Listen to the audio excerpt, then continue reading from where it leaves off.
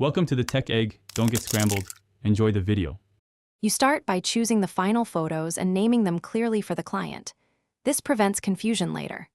Once done, export in the formats they requested: JPEG for general use, PNG for transparency, TIFF for print, and compress or zip if files exceed email limits. Make sure you have the client's correct contact and agreed delivery method, because delivering the wrong file type or to the wrong address wastes time and damages trust. You now pick the most efficient delivery route based on size and security. For small batches, attach files directly to email and list file names in the message. For larger sets, upload to a cloud folder or use a file transfer service and copy the shared link. Once uploaded, set access permissions and add an expiration or password if required. Make sure to write a concise delivery note that explains what's included and any usage restrictions. You finish by asking the client to confirm receipt and approve the images. This closes the loop and starts any payment or revision process.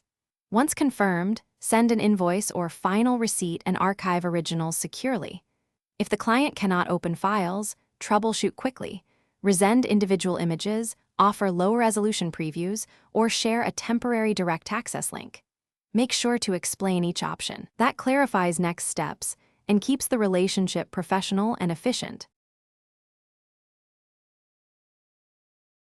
Thanks for watching. Consider subscribing if I helped unscramble your problems.